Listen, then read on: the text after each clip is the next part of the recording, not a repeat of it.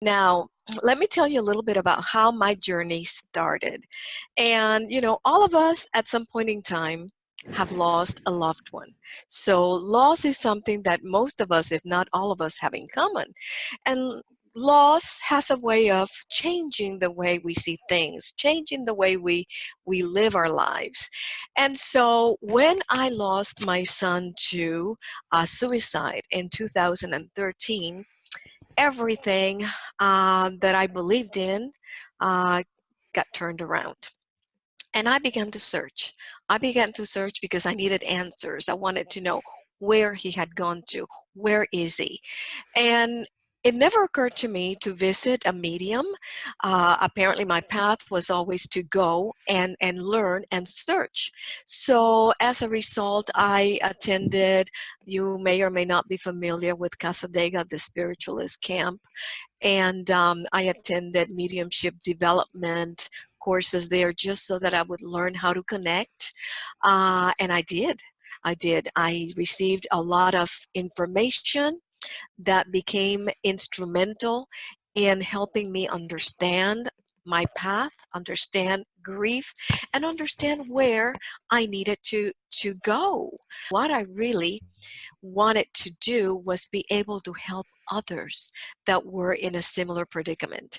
So I facilitated a group for an organization and helping parents heal, and they were absolutely wonderful because not only did they help me in my journey to grow, but also they helped me as time progressed identify where I needed to be. And where I needed to be was somewhere else, not necessarily there, but I had an individual path. And so as a result of my experience with loss, I did earn a few certifications. I became an ordained interfaith minister because I had questions, and I also wanted to be able to answer questions for those that came to me, not for the purpose of converting anyone from one faith to another, because that is not what I do, and that is not what a universal church does. We embrace all beliefs and we embrace everyone. And I do that because I know now that we are all on individual paths. And while one path may work for one, it may not necessarily work for the other, but I'm also very familiar with what soul contracts are. And so I don't know what your soul contract might be, okay? So I am very cautious not to try to introduce something to you that may be in conflict with the lessons that you're here to learn. And so I also became certified as an intuitive grief coach and art therapeutic and shamanic life coach, and I'm working on a few other certifications for the purpose of learning, for the purpose of, because I'll be honest with you, in this earth plane, people are very focused on what experience do you have? If you're going to tell me something, what do you know about it? What is your experience? And I want them to know that, hey, I didn't come across this information because I spent the night at a Holiday Inn Express like the commercial says. So I wanted to have not just the personal experience, but also the technical knowledge of how things work. Okay. And so when we found it, my husband and I found it From Grief to Hope, it was initially a parents only group. And as time progressed, we became very aware that a parent who had lost a child had other siblings that were grieving and probably didn't have a place to go. And they may have a grandchild, or they may have a brother that they're grieving. So we decided to open it to all losses. So we accept all losses now. And so as a grief coach, I am able to individually work with each one. And that is really my preference as members come in. And right now we have 74 members, 75 members. As they come in, I like to spend time with them.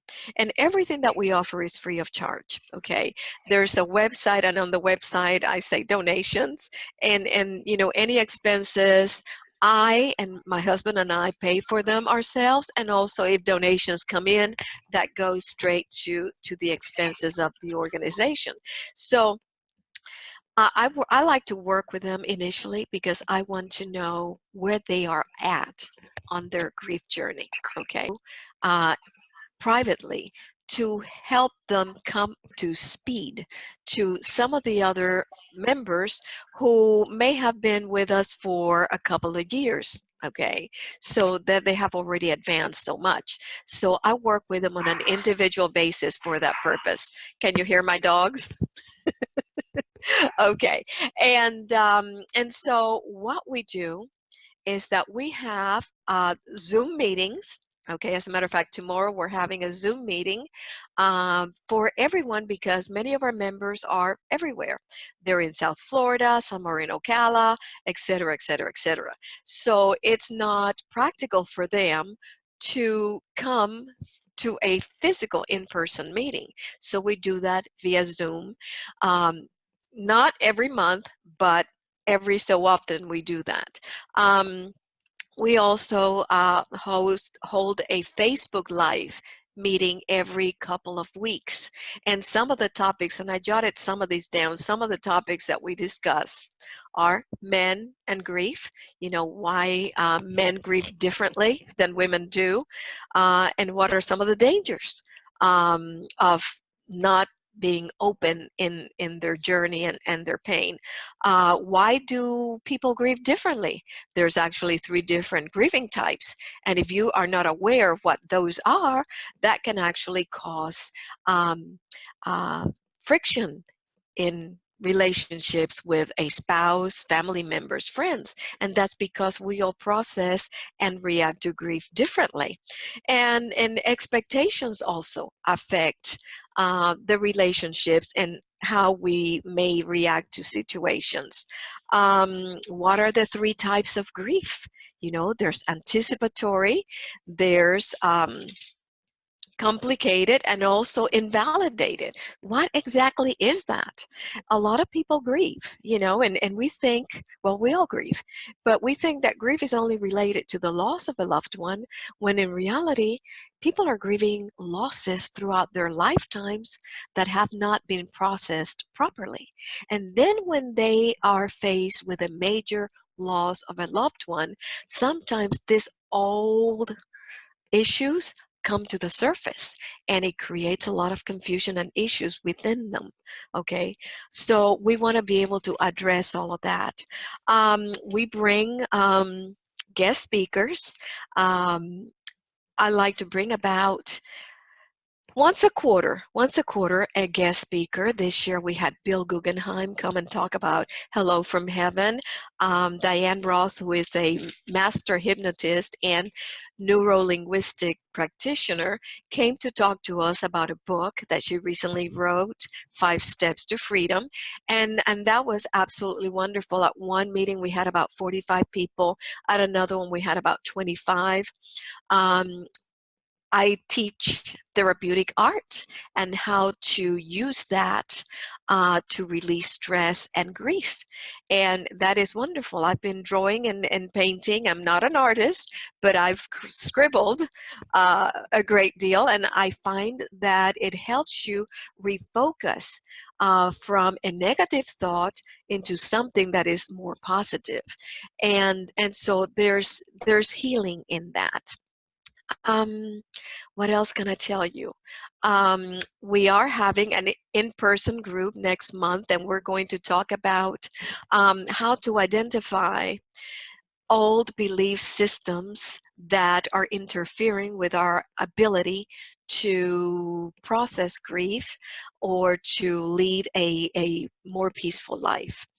Um, we had, let's see, in November, we're sponsoring Mark Anthony, the psychic lawyer, who is going to hold an event at the Senior Citizen Center. And of course, that is open to the community, just like our major meetings are, because we believe in increasing awareness. I do this very carefully, and for a number of reasons. I know the people that we serve. I know their beliefs. I know their religious beliefs. And I'm very familiar that, like I said earlier, that we're all on an individual path. So we don't know what may have been decided or selected prior to incarnating in this lifetime. So I want to make sure that we do not try to throw them off course, okay? Because we all come to learn specific lessons, and those lessons come about through relationships and situations that we face. So it's very important to be aware of that. So when I say I introduce it very carefully, I will give you an example of a real bad reaction. And this is when I was facilitating a group for helping parents heal. I had a small private practice as a grief coach, working with everybody, regardless of the loss. And a friend of mine recommended a friend of his to come to me who had lost his mom, and he was grieving terribly. And so I like to send people to the website. I don't have that website anymore because now I strictly focus all of my efforts and talents and gifts to the support group at From Grief to Hope. But at that time, so I said to the we didn't speak because apparently, younger people like to text a lot, and so they don't get on the phone and talk like some of us like to do. So we did that through Facebook, and I said, well, I want to send you to this website, look at the material in there, read, and let me know if you feel that this is for you, okay? Because I do believe in the spirit world. I do believe, and I've seen them. Okay, I've seen them. It's not like, okay, someone said so and I accept what they say. No, I've been there. I've experienced that. And so I want to be able to help people where they are at. Well, this young man, see, sometimes we think we don't know what people are like or what they're really experiencing when we're only communicating online. Okay, they may say something very intelligent, but you don't really know what's going on back there in their minds. And so this young man went back to my friend, and something just hit him the wrong way. And he got violent with him. And what he said was, "You didn't tell me she was still alive."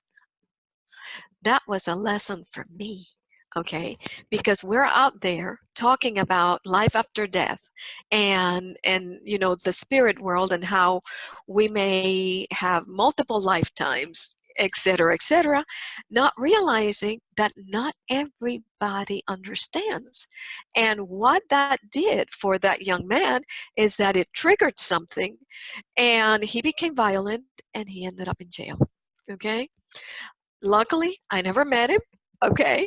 And he didn't know where I lived. That was a concern. So, oh, wow, I hope this doesn't have a domino effect. And but that was a lesson for me. And so when I ask someone, well, we will introduce information here. We may not, and I personally may not necessarily agree with all of it, or I may agree with some of it, but because we're on different paths and everybody heals differently, I present this information to you for you to either accept or reject. If it resonates, then you know there's something in there for you, and I encourage them to search a little further. If they need a referral, if they want to talk to a medium, I want to say, well, what would you like to know? Why do you want to talk to a medium for? Okay. And then they tell me, well, it's usually something simple. I have a member who is stuck in complicated grief, okay, and whom I recommended to go to a grief therapist or counselor. I always recommend David Kessler. I love David Kessler. I love everything that he says, everything that he does. And so I said, you might want to check that possibility, because I know that he believes along the lines that I believe, and he's also very gentle with people because he's very gifted in that area. And so whether she did or not, I don't know, but I do know That, yes, he is a counselor, grief counselor, yes. Um, where was I? Oh, okay. What happened to this lady is that her daughter, she thinks her daughter was murdered. Okay, so we deal with a lot of, intense stuff. Although it was listed as a suicide, but the way things appeared, it was out of character for the girl. So the mom has been on a mission to find the truth, and so very angry, stuck in the complicated grief, and in a 6-month period, had gone to about 5 or 6 mediums. Why? Okay. And, I mean, I went to mediumship development in Casadega. I also took a weekend course with Suzanne Gisman. And I am able to give messages and receive information, not an hour's worth. It may be a little bit here and a little bit there. But I learned the process for a reason because I wanted to learn to communicate. But that is problematic when someone becomes so fearful that they are unable to seek their own intuition and inner guidance to find the right answers, okay? And so those are things that we have to deal with, and then that is why I'm very, very careful as to, who I recommend, who I send the people to, and even the books. I have read tons of books. I will recommend some books. Now, one of the things that I mentioned to Wendy is that I wrote a book that is about to be published, and it's called Journey from Grief to Hope. And it's not necessarily my story, although I do share some tidbits of my journey, but not in a great deal of depth. It's mostly a self-help book for people. It doesn't matter whether you lost a parent, a sister, a grandparent, or a child. It's a book about loss. It's inspired by loss, and it's a book about finding peace and eventually finding your life again. So I am guiding, and I'm implementing um, um, techniques that I apply that have worked. I ask questions. I generate, um, I guess, I make them think about the situation, okay, and so that they can answer. I encourage them to share this in the presence of someone, because a story of loss cannot be fully released until it is fully told. So a lot of folks keep this inside and they grieve in silence, okay? And they think, oh, I'm okay after 5 years, and then something happens and it all comes right back to the surface. So the objective of all of this is to be able to begin to work gradually on this, okay, so that they have an outlet to be able to release that. Of course, I do readings, not for money, because I don't charge for anything that I do, but I do general readings on another Facebook page that's called Healing with Flowers and Colors. And I also post little tidbits, and the purpose of that particular Facebook page is to help people live this life, okay, because this is what we signed up for. And even though I have undergone several past life regressions, which have been very interesting, excuse me, this is Florida, we have lots of allergies here. um, this is the life that we signed up for, okay, and we have to find a way to understand where we are and to try to live the best we can with love and peace in our hearts, okay? Um, we don't have to do anything grandiose, okay? And I think people sometimes confuse the life purpose or life path with, oh, gee, well, you're doing this and I'm not doing anything. Well, all we have to do is touch one life, and sometimes we don't even know when we're doing that, okay? And so it could be a smile, it could be a kindness. We're here to learn specific lessons, and the spirit world, God, source, is not really interested in accomplishments, okay? That's not what they're interested in. Is they're interested in what we are doing, and are we doing it with love? Okay, and so for me, this really is a mission of love. Okay, a service of love, and and people are, they're being helped today. One of our members asked me, you know, do you know, so can I have a name, a referral to a medium? So I work whenever possible with people that I know are very reputable. And so I helped her in that. Do I publish that on our Facebook page? No. No. However, we do have a resource library where I have uploaded articles and information, and I have listed a lot of uh, links to, like the Compassionate Friends, Helping Parents Heal. If my group is not for you, there could be another one. So I hope that, groups that are dealing with grief cooperate more with one another, as opposed to kind of be concerned about competition, because we're concerned about, oh, gee, they've got more members than me or whatever, then our hearts are not in the right place. Okay, we're really supposed to work one another together to increase awareness, so that people can, and I think that the whole purpose of this awareness that we're all involved in is so that we can learn who we really are, and not be so afraid to live, not be so afraid to laugh. And we have to debunk myths.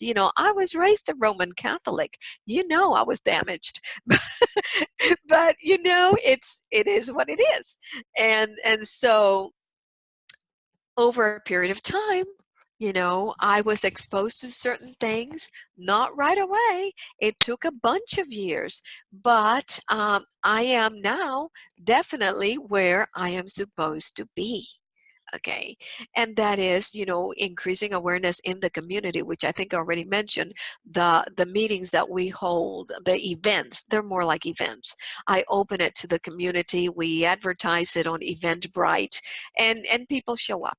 If it's a good topic that interests them. People are interested about things that, like the afterlife, okay?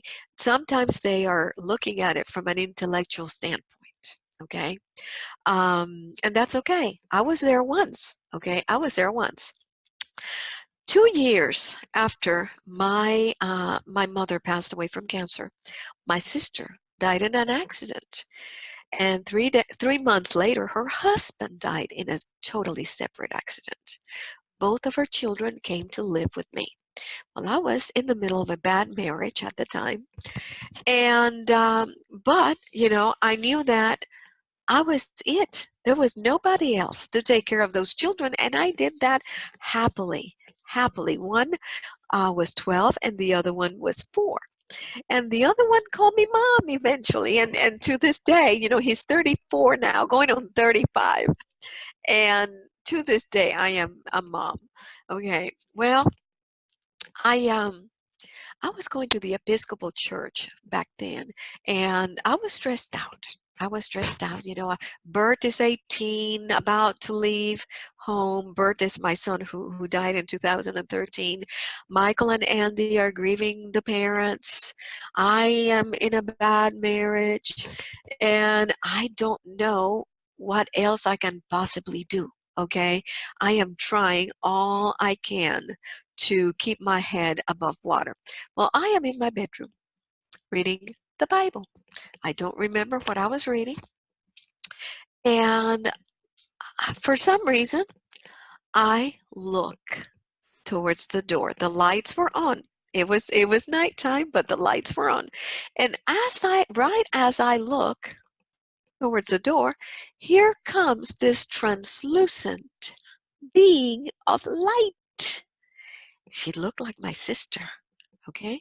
But I wasn't really sure. And as she passed through the door, right in front of the door, she illuminated herself and kept on going. Okay, I wasn't scared. I was pretty much in shock. It was half of her, there were no feet. Her hair was beautiful. She was blonde, beautiful, up in a bun, and dressed in white, but it was translucent. I could see through her, okay? Why did that happen? That was filed in my subconscious, okay? And I always knew that there was something more. Okay, even as a child, I knew. So apparently that was all already in me, preparing me for the time or the moment that my son would transition. And so all of that knowledge kept me, uh, kept me going, okay? A few months after Bert passed away, I hear this knock on the window. There's no one there that I could see, but there was a knock on the window, okay? I remember one day vividly, I was crying, I was just bawling, and I raised my hands, and then I couldn't put them back down, and I know they're not locked, okay? Next thing I know, I wake up and my hands are on me like this. I never sleep that way, but I woke up from that. That was quite an experience. Well, and other things. I could tell you more and more and more. So I have first-hand knowledge that the spirit world is real and that our loved ones do not die. And so I am really excited to be able to share that with anyone that is willing to listen. But at the same time, this is Orlando. It's a melting pot of a lot of religions, and Seventh-day Adventists are very, very strong. I want to make sure that I don't turn anyone off, because when you do that, you lose them. And so that's pretty much, my story. So if you have any questions, if you're curious about anything that I hope I can answer, please feel free.